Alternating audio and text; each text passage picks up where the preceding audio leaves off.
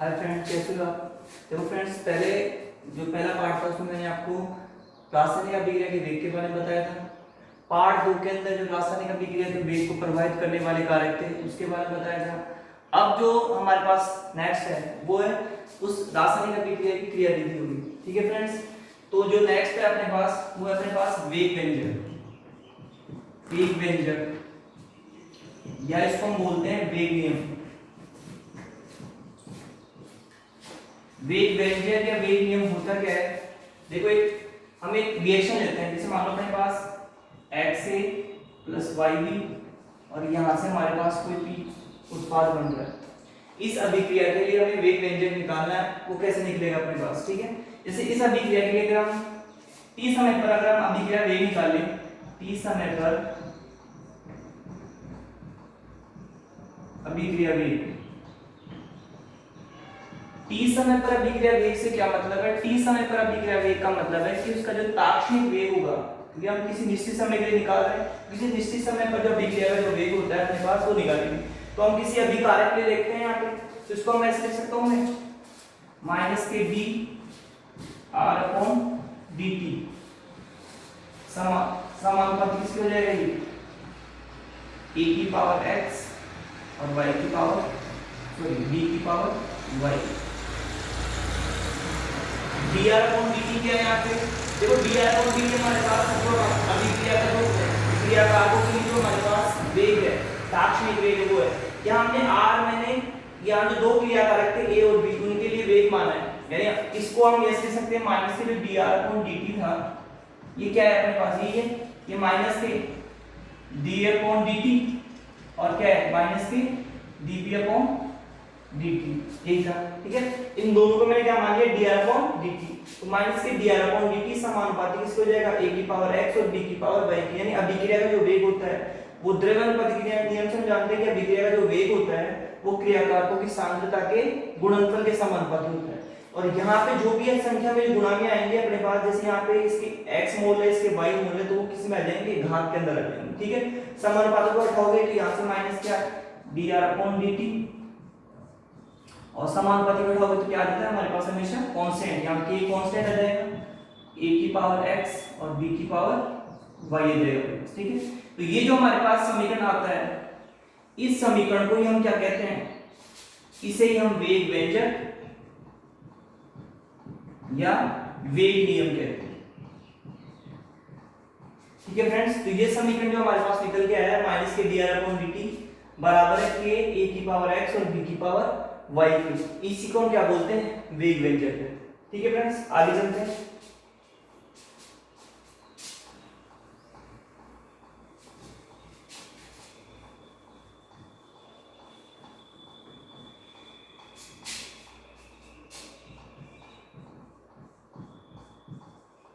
अब देखो फ्रेंड्स, जो वेग व्यंजक में हमारे पास वेग व्यंजक था माइनस के dr/dt के a की पावर x और b की पावर y था।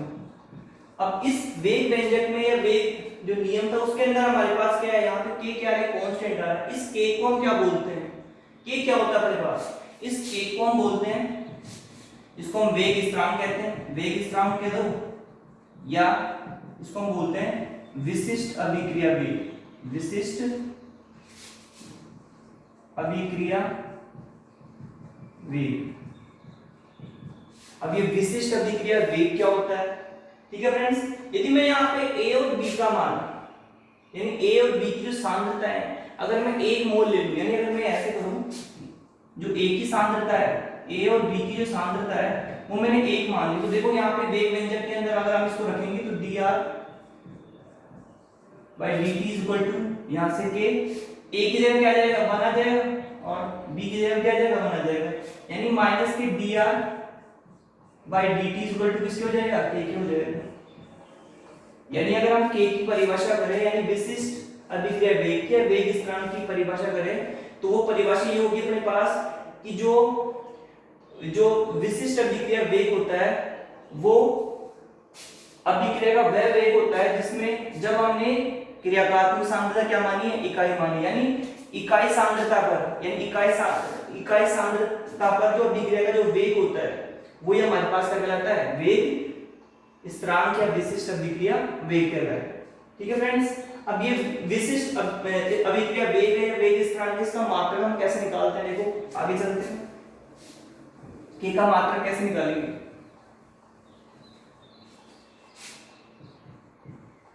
k का मात्रक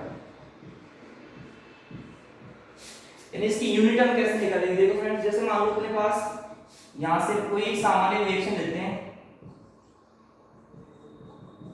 और यहां से कोई P बन रहा है, यानी ए जो स्मॉल a है, B है और C है, वो हमारे पास जो कैपिटल A, B और C दे रखे हैं, उनके क्या है, मोल दे रखे हैं। ठीक है, इस अभिक्रिया के लिए हम देखो, अगर हम अभिक्रिया वेग लिखें, यानी जो अभिक्रिया वेग होगा,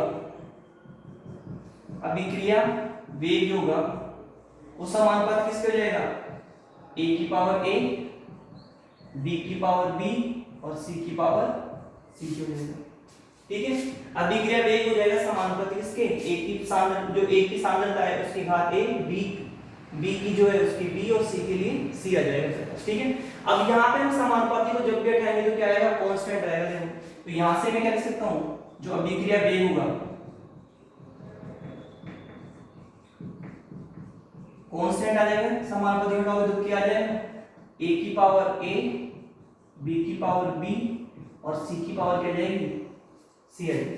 ठीक है, अभिक्रिया वेग उसकी इकाई क्या होती है, सांद्रता बटा समय, ये तो होता है सांद्रता बटा समय। यहां से कैसे कैसे जाएगा, a b और c दे रखा है, वो भी क्या है, सांद्रताएं तो है, तो ये सारी सांद्रताएं क्या आ रही है, गुणा में आ रही है। तो घातांक के नियम से हम जानते हैं कि जब आधार समान होता है तो घाती का जो क्या हो जाएगी, जुड़ जाएगी, यानी जो a की सांद्रता, b की सांद्रता, c की सांद्रता है तो सारी जुड़ जाएगी। यानी इसको मैं कह सकता हूं सांद्रता और इस पूरे की पावर आ जाएगी अपने पास a + b + c हो जाएगी। ठीक है, तो यहां से अब इसको आगे सॉल्व करते हैं। सांद्रता का जो मात्रक होता है वो मोल प्रति लीटर होता है, तो इसको मैं रखता हूं मोल प्रति लीटर, और समय का क्या होता है, सेकंड होता है, तो सेकंड लिखा। तो यहां से के यहां पे सांद्रता आ जाएगा अपने पास मोल प्रति लीटर और इस पूरे की पावर मिल जाएगी a + b + c हो जाएगी। ठीक है फ्रेंड्स, k का मान निकालना है तो k को हम यहां इधर लेके आते हैं, तो देखो k बराबर क्या हो जाएगा, k बराबर यहां तो मोल बटे लीटर इनटू सेकंड, तो ऐसे कैसे रह जाएगा, यहाँ पे मोल की पावर a + b + c है और लीटर की भी पावर क्या है, a + b + c है, तो ये लीटर तो हमारे पास क्या, जब इसको आप इधर लेके आओगे तो ये लीटर तो ऊपर गुणा हो जाएगा, यानी लीटर की पावर तो क्या हो जाएगी, a + b + c और मोल यहाँ बट्टे में आ जाएगा, तो मोल की पावर क्या जाएगी, a + b + c आ जाएगी इस तरह से। तो हमें k का मान निकालना है,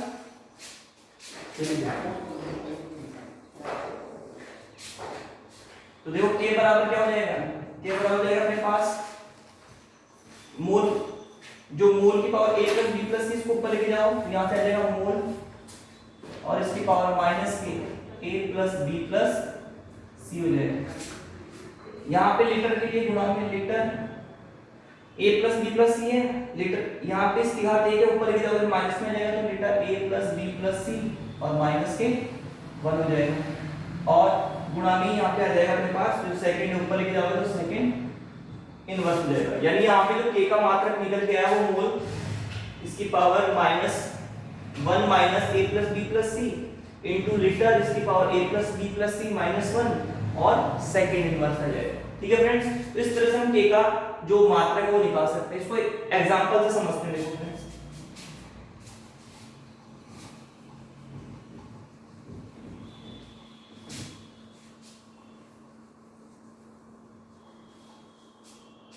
जैसे मान लीजिए अपने पास एक कोई अभिक्रिया जैसे Na2 + 3H2 और यहां से 2NH3 है।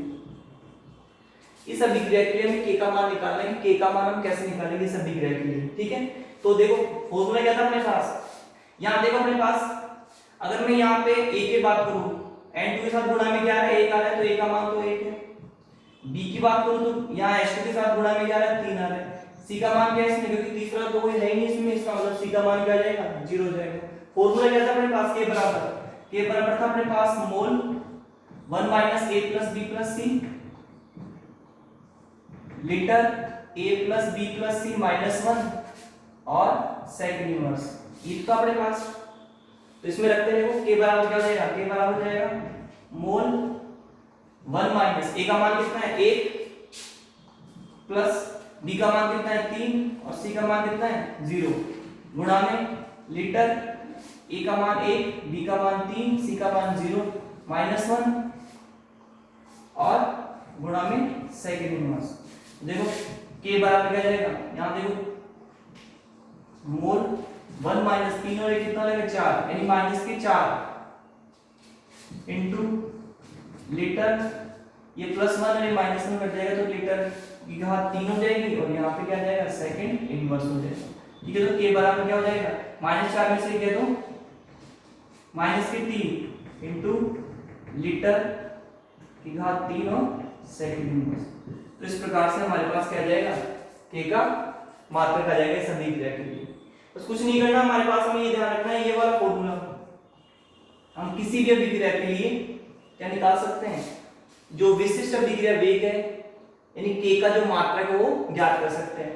फॉर्मूला क्या होता है कि मोल की power 1 minus a plus b plus c, litre की power a plus b plus c minus 1 और सेकंड इनवर्स होता है अपने पास। ठीक है, बस हमें मान रखने हैं, हमें a b c के मान हमें रखने हैं फॉर्मूले के अंदर और हम किसी भी अभिक्रिया के लिए क्या कर सकते हैं निकाल सकते हैं। ठीक है, आगे चलते हैं, देखो और किसी और एग्जांपल लेते हैं।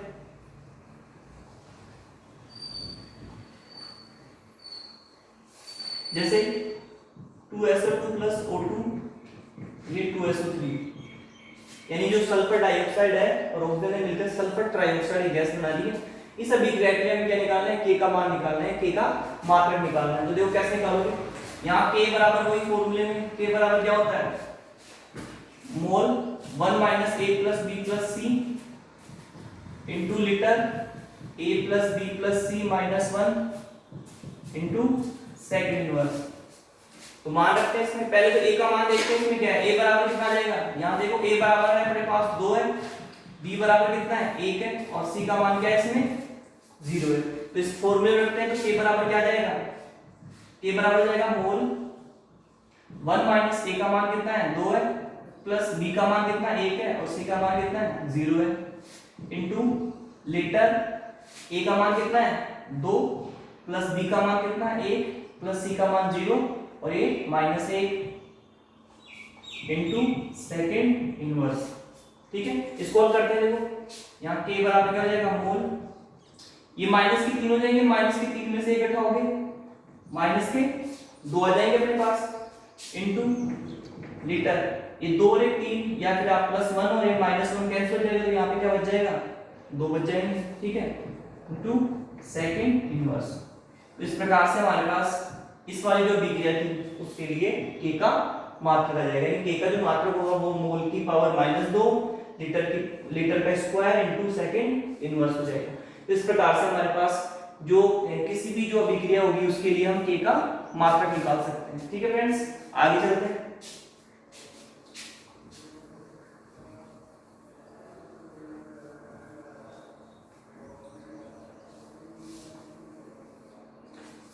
ठीक है फ्रेंड्स, आगे जो हमारा नेक्स्ट टॉपिक है वो है हमारे पास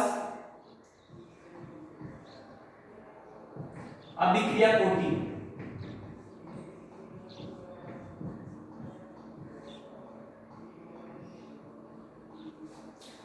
फ्रेंड्स, अभिक्रिया कोटि क्या है, होती क्या है ये अभिक्रिया कोटि, वेरी इंपॉर्टेंट।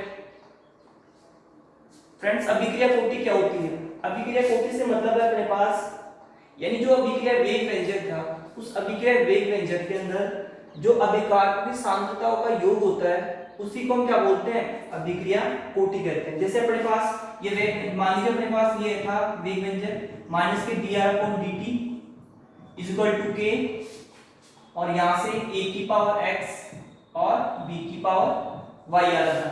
अगर हम इस अभिक्रिया के लिए इस वेग व्यंजक के द्वारा, इसको हम वेग व्यंजक बोल दो, वेग समीकरण कह दो, इसमें जो हमारे पास अभिक्रिया की कोटि और कैसे निकालोगे, अभिक्रिया कोटि को मैंने n से रिप्रेजेंट किया है तो n बराबर क्या हो जाएगा, यहाँ अभिकारक कौन से हैं a और b है तो उनकी सांद्रताएं जो भी आ रही है उनको क्या कर दो योग कर दो, तो a की पावर x आ रही है b की पावर y आ रही है तो दोनों को जोड़ा तो n बराबर क्या हो जाएगा x प्लस y, यानी x प्लस y का जो मान होगा अपने पास वो हमारे पास अभिक्रिया की कोटि होगी। यानी अभिक्रिया की कोटि से मतलब ये है कि जो अभिक्रिया का जो वेग व्यंजक होता है या वेग समीकरण होता है, उस वेग समीकरण के अंदर जो अभिकारकों की जो सांद्रताएं होती है, उन सांद्रताओं का जो योग होगा अपने पास, उसी को हम क्या बोलते हैं, अभिक्रिया की कोटि कहते हैं। जैसे मान लो अपने पास एग्जांपल से समझते हैं। सिर्फ एक बार मान लीजिए किसी कोई वेग व्यंजक है, ये दे रखा अपने पास k, a की पावर 2 दे रखी है और b की पावर मान लीजिए 1 दे रखी है।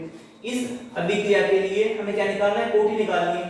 तो देखो कोटि का मान कितना हो जाएगा, n बराबर क्या हो जाएगा, यहाँ 1 की घात 2 और b की घात 1 है, तो 2 + 1 कितना हो जाएगा, 3 हो जाएगा। यानी इस अभिक्रिया के लिए जो अभिक्रिया की कोटि होगी उसका मान कितना हो जाएगा, 3 हो जाएगा।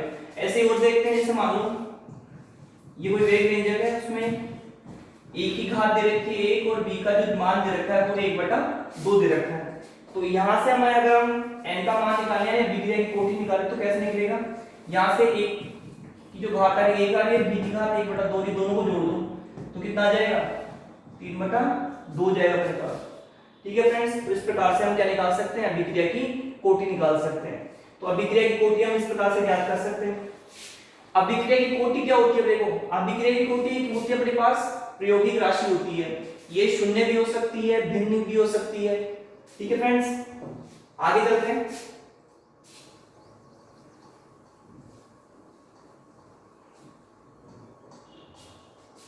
आगे अपने पास अणु संख्यता, या इसको हम बोलते हैं आणविकता भी बोलते हैं। अणु संख्यता या आणविकता होती क्या है, अणु संख्यता का क्या मतलब है, अणु संख्यता का मतलब ये है कि हमारे पास कोई भी अभिक्रिया है, उसके अंदर जो भी अभिकारक होते हैं उनके जो अणु की संख्या कह दो या आयनों की संख्या कह दो या परमाणु की संख्या होती है, उसी को हम क्या बोलते हैं, अणु संख्या कहते हैं। यानी किसी अभिक्रिया के अंदर जो अभिकारक है उन अभिकारकों के अणु, परमाणु या आयनों की जो संख्या होती है उसी को हम क्या कहते हैं, अणु संख्यता या आणविकता कहते हैं। जैसे अगर हमारे पास एग्जांपल समझिए इसको, जैसे मान लो अपने पास H2 + Cl2 है और यहां से 2HCl बन रहा है अपने पास। ठीक है फ्रेंड्स, अगर इसकी अणु संख्यता की बात करें, अणु संख्यता का मान, तो देखो इसमें H2 के कितने मोल काम आ रहे हैं, H2 का 1 मोल काम आ रहा है और Cl2 का भी क्या आ रहा है, 1 मोल काम आ रहा है। 1 + 1 कितना हो जाएगा, 2। यानी इस अभिक्रिया के लिए जो अणु संख्यता का जो मान होगा वो कितना हो जाएगा, 2 हो जाएगा। ऐसे अपने पास 2Hi, तो H2 + I2 है,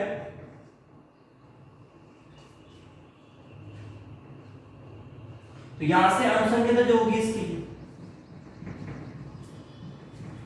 वो कितनी हो जाएगी, देखो यहां से इसके 2 मोल काम आ रहे हैं, तो यहां पे इसका जो मान होगा अणु संख्यता का वो 2 हो जाएगा। ठीक है फ्रेंड्स, और एग्जांपल समझते हैं इसको, जैसे Na2 + 3H2 और यहाँ पे 2NH3 था। अगर इस अभिक्रिया के लिए अगर अणु संख्यता का मान देखें, देखो यहाँ पे अणु संख्यता जो होगी अपने पास, इसका 1 मोल है और इसके कितने 3 है, तो यह टोटल कितना हो जाएगा, 4 हो जाएगा अपने पास। तो इस प्रकार से हमारे पास क्या हो जाएगी, अणु संख्यता हो जाएगी। ठीक है फ्रेंड्स, तो अणु संख्यता का मतलब ये है कि जो हमारे पास कोई भी जो अभिक्रिया है, उस अभिक्रिया के अंदर जो क्रियाकारक है या अभिकारक है उसके अणुओं की, परमाणुओं की या आयनों की जो संख्या होगी, उसी संख्या को हम क्या कहते हैं, अणु संख्यता कहते हैं। नॉर्मली क्या होता है, अणु संख्यता का जो मान है वो मैक्सिमम 3 तक होता है, यानी मैक्सिमम तो 3 तक होता है, क्योंकि 3 या 3 से अधिक जो अभिकारक होते हैं वो आपस में टक्कर करने की जो संभावना होती है वो बहुत कम होती है। तो इस प्रकार से हमारे पास अणु संख्यता का मान, जैसे इस अभिक्रिया के लिए 4 आ रहा है, ठीक है, तो यानी नॉर्मली तो क्या होता है कि मैक्सिमम 3 तक हो, 3 या 3 से अधिक, मतलब ज्यादातर जो हमारे पास अभिकारक होते हैं वो जो 3 से अधिक नहीं हो सकते हैं। ठीक है, उनमें आपस में टक्कर होगी और वो उत्पाद बनाएंगे।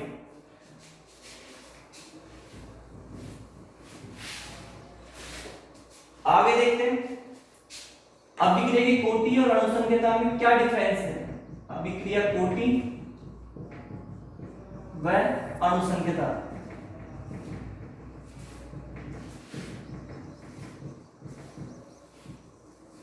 अभिक्रिया की कोटि और अणु संख्यता दोनों में क्या अंतर है देखो फ्रेंड्स। एक तरफ मैं अभिक्रिया कोटि लिखता हूं यहाँ पे, अभिक्रिया कोटि, एक तरफ मैं अणुसंख्यता लिखता हूं, अणुसंख्यता या आणविकता।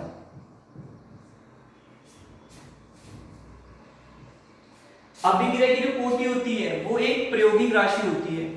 कहने का मतलब ये है कि जो हम अभिक्रिया की कोटि का जो मान है वो केवल और केवल कैसे निकाल सकते हैं, प्रैक्टिकली निकाल सकते हैं, प्रैक्टिकल के द्वारा। तो ये कैसी राशि होती है, ये प्रायोगिक राशि होती है, यानी प्रैक्टिकल वाली जो क्वांटिटी होती है प्रायोगिक राशि है। जबकि जो अणुसंख्यता होती है अपने पास वो एक सैद्धांतिक राशि होती है। कैसी होगी, सैद्धांतिक राशि, सैद्धांतिक राशि, ठीक है। दूसरा, अभिक्रिया की कोटि का मान शून्य भी हो सकता है और भिन्न भी हो सकता है, यानी इसका जो मान है शून्य या भिन्न, भिन्नात्मक हो सकता है इसका मान। लेकिन जो अणुसंख्यता होता है वो कभी भी उसका मान क्या नहीं होता, शून्य नहीं होगा, यानी अणुसंख्यता का मान कभी भी शून्य नहीं होता, यानी इसका जो मान है वो शून्य नहीं होता।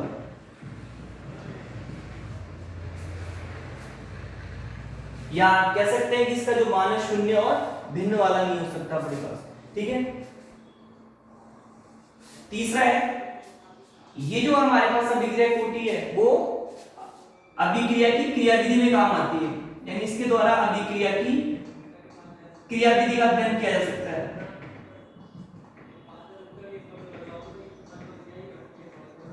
लेकिन हमारे पास जो अणुसंख्यता है उसके द्वारा हम अभिक्रिया की क्रियाविधि का अध्ययन नहीं कर सकते, यानी क्रियाविधि का अध्ययन नहीं किया जा सकता।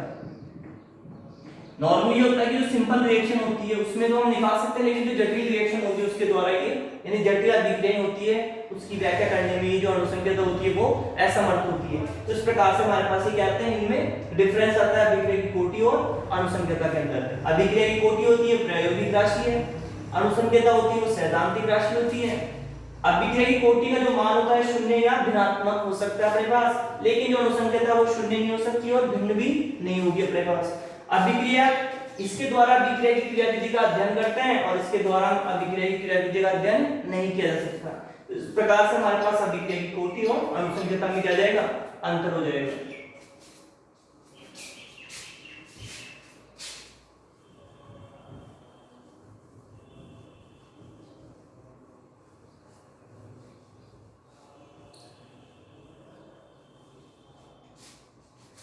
ठीक है फ्रेंड्स, आगे चलते हैं। आगे अपने पास छद्म कोटि अभिक्रिया।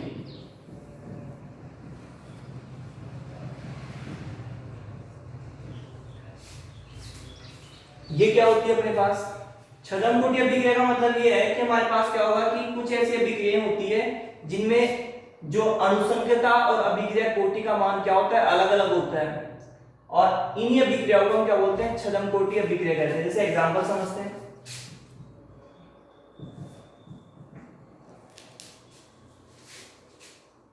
जैसे एस्टर का जल अपघटन अपने पास,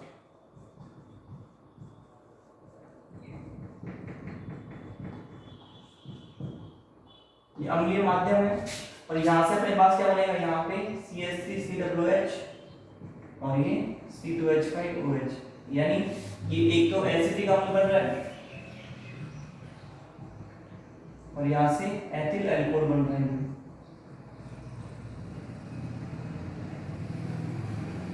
अगर मैं इस अभिक्रिया के लिए अणुसंख्यता निकालूं तो अणुसंख्यता यानी कितने अणु भाग ले रहे हैं इसके, अणुसंख्यता का जो मान है वो कितना है, एक तो इसके और एक इसके कितने हो गए, दो हो गए, यानी अणुसंख्यता कितनी होगी इसके लिए, दो हो गए अपने पास।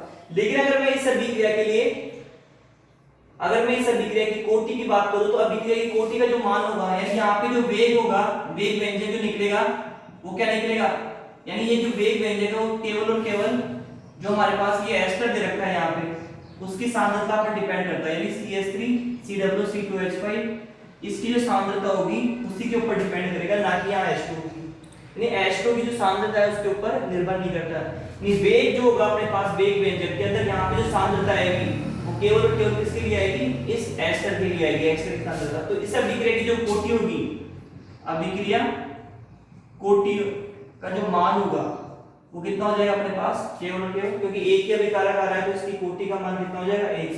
तो अणुसंख्यता और कोटि दोनों का मान क्या आ रहा है, अलग अलग आ रहा है। तो इस प्रकार की जो अभिक्रियाएं होती है उनको हम बोलते हैं छदम कोटि अभिक्रिया कहते हैं। ठीक है फ्रेंड्स,